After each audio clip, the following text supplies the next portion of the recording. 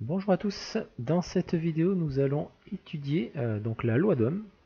Donc je vous donne la définition ici. Donc la tension U au banc d'une résistance donc de valeur R est proportionnelle à l'intensité du courant I qui traverse cette résistance.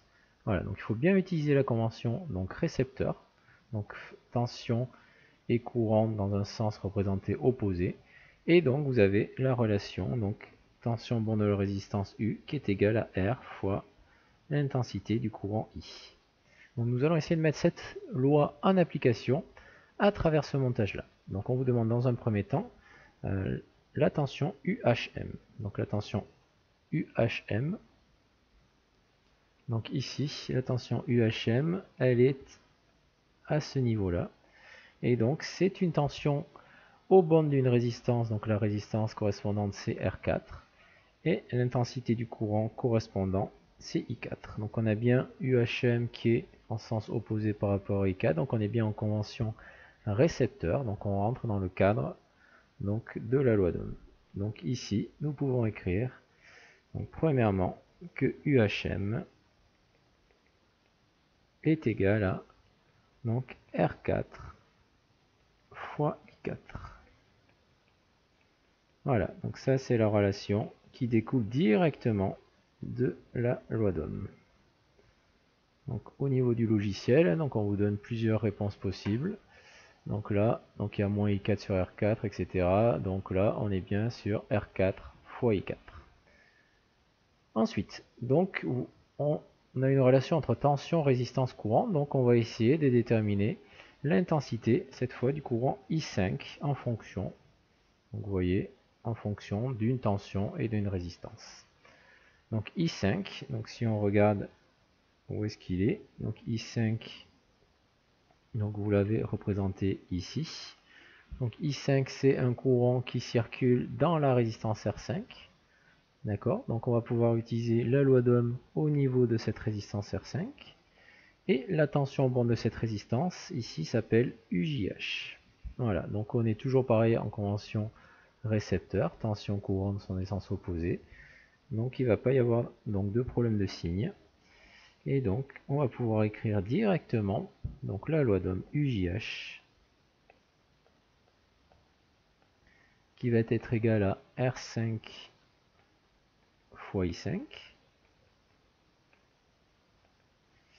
Et donc on va pouvoir en déduire directement l'intensité du courant I5 puisque là c'est ce que l'on vous demande. Donc I5 va être égal à UJH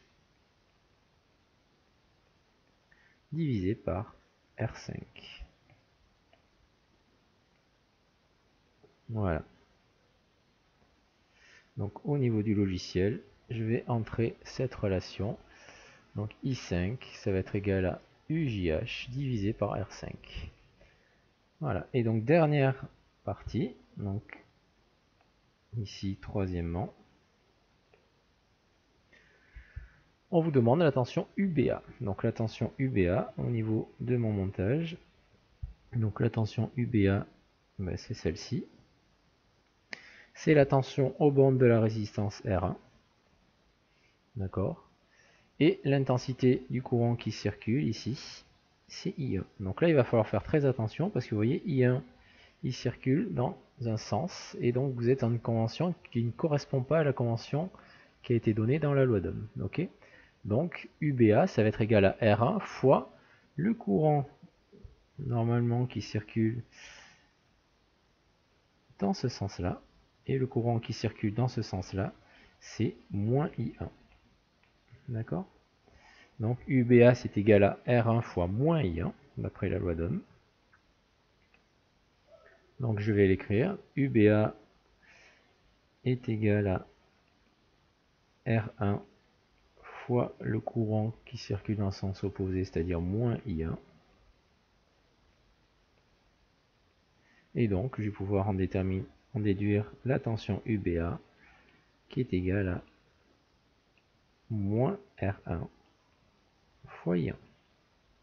Donc là, il fallait vraiment faire attention donc au signe, puisque vous êtes dans une convention ici, générateur. Voilà, donc au niveau du ici, donc je vais avoir UBA qui va être égal à moins R1 fois I1. Voilà pour cette vidéo sur la loi d'Ohm. Donc dans la prochaine vidéo, nous allons faire un bilan sur l'ensemble des lois fondamentales et étudier l'ensemble du montage à partir de valeurs données. Merci à tous et à très bientôt.